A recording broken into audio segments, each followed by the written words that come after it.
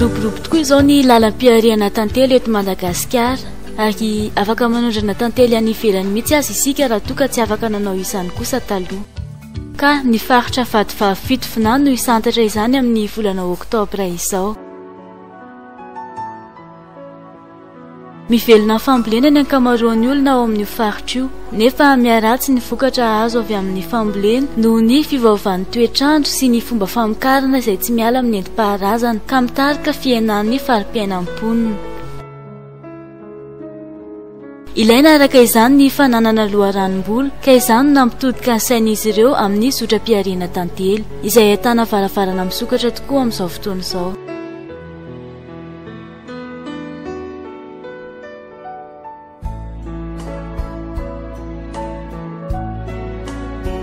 Inavy moa ireo vokatra mety azo avy amin'ny tantely. Ireto avy izy ireo: ao ohatra ny mamy tantely, ny savoka, ny kizana na koa hoe amoka, ny dity na propolis amin'ny teny baika, ny abokon-dronono ary koa ny poizina. Fa ny horesantsika eto dia ny famokarana mamy tantely. Ny karazana tantely eto amintsika no mahatonga izany. Ndeha ary horesantsika ilay karazana tantely atao hoe Api mellifera unicolore na tantely panome mamy tokam-bolo izay karazana tantely tokana eto Madagasikara. Eto amintsika ny karazana hoe Api mellifera unicolore tantely panome mamy tokam-bolo. Izay karazana izay zany mahatonga antsika mitokana hoe tantely tena mahatonga rehefa menazy. Ny filompenazy tsy dia sarotra loatra fa mba ahazoana vokatra tsara sy betsaka nefa tsy manimba ny tontolo iainana sy mahita tantely. Ia tsy maintsy mila mikarakara.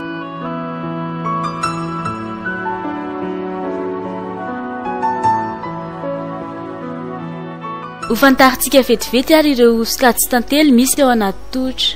Voalohany ny andria tantely. Io no vavitokana mpanatody sady mpandrindra ny fiainana ao anatin'ny tohitra. Maharitra 2 ka hatramin'ny 5 taona ny androm-piainana. Faharoa dia ny ilay tantely. 500 ny andia tantely eo ny isany. Manaraka ny andria tantely ny asany amin'ny fotoanan'ny vola tantely. Ary ny fahatelo kosa dia ny tantely piasa. Izy ireo no tena maro anisa indrindra, eo amin'ny 5,700 eo ny isany. Izy no manatanteraka ny asa rehetra mba hatomombana ny fiainana ao anatin'ny tohitra. Tantely ty misy mpanjaka sa hoe tsisy mpanjaka. Ny mpanjaka zany sarotra amintsika zany hitady an'izany mpanjaka zany agnatin'ity tsohy tantely ty. Fa misy fomba tsotra ny afantarana hoe misy mpanjaka agnatin'ity tantely ty. Dia hitantsika na eo izy.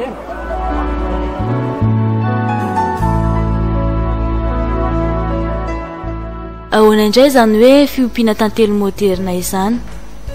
Ny fiompiana tantely moderna moa dia fomba fifehezana ny andia tantely mba ahazoana vokatra betsaka kokoa sady tsara kalitao. Izany moa dia manomboka amin'ny fanaovana tohy tantely moderna. Mizara roa mifanao ambony sy ambany ny tohy tantely moderna.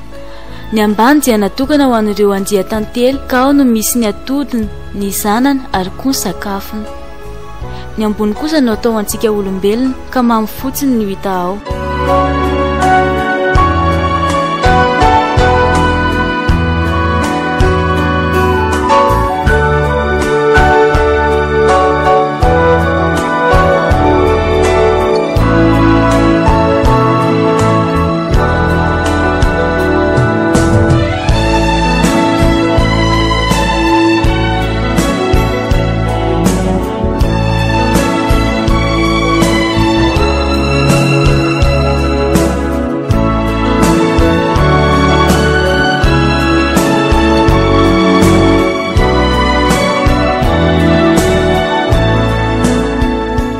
Misy tsivalan-kazo antsoina hoe cadre ao anatin'ny tohitra. Amin'io no hipetrahan'ny pampy tantely.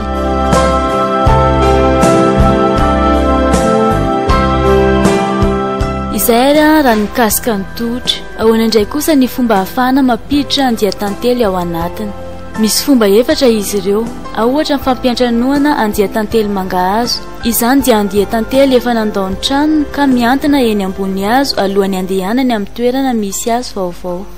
eo ihany koa ny famandriana apetraka anaty lobolobo izay mety hanintona ny tantely ny tohatra famandriana efa voahositra zava-manitra na koa hoe atiresin. Raha toa ka manana anjia tantely amin'ny tohatra nentim-paharazana kosa ianao dia azo afindra avy hatrany amin'ny tohatra moderna izany. Ary ny farany dia ny fanilahana avy amin'ny tohatra moderna mba ahazoana anjia tantely iray hafa ho amin'ny tohitantely vaovao. Mila fikarakarana ihany koa ny fiompiana tantely. Intelo isam-bolana eo izany no atao. Ireto avy ny tsara marina rehefa manao fikarakarana. Voalohany indrindra atody latsaky ny 3 andro. Io no manam-pirofo fa mbola ao ny andria tantely. Manarak'izay ny fahavalo na ny aretina. Raha toa ka sendra mahita soritra aretina na fahavalo dia tsara kokoa raha mandray fepetra avy hatrany. Ary ny fivoarany anjia tantely.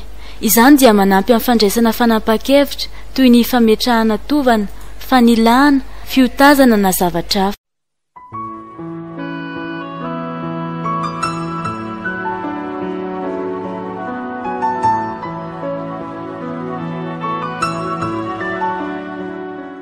Hozerentsika manarak'izao indray ny fiotazana.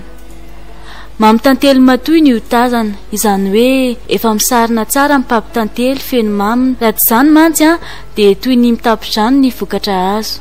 Ireo kadra feno mamy no entina hodina any amin'ny toeram-panodinana na koa hoe miellerie. Atao anaty fanotsifana na koa extracteur ireo kadra rehefa avy nesorina ny sarona manify manarina ny maso tantely.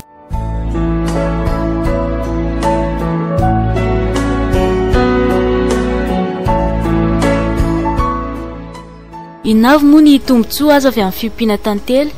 Voalohany dia manatsara ny tontolo iainana sy ny fomba fambolena ny tantely. Ny vokatra azo avy amin'ny tantely dia ilaina amin'ny fanaovana savoka, labozia sy ny sisa. Tsara marina koa fa sakafo ara-pahasalamana tsara ny tantely noho izy mitondra otrikaina isan-karazany. Anisan'ny fanafody vavony ihany koa izy io no sady manome hery fiarovana. Tsara marina fa rehefa tonga ny fotoam-piotazana dia mamitantely 10 litatra isaky ny tohatra no azo. Ka raha manana tohatra be dia be ianao dia eritrereto amin'izany ary ny habetsaky ny vokatra azo. Nefa ao anatin'ny taona iray dia 5 na 9 na fiotazana mamitantely, izany hoe 5 à 6 récoltes. Noho izany dia mampidi-bola tokoa ny tantely ka azo atao ho asa mahavelona tsara.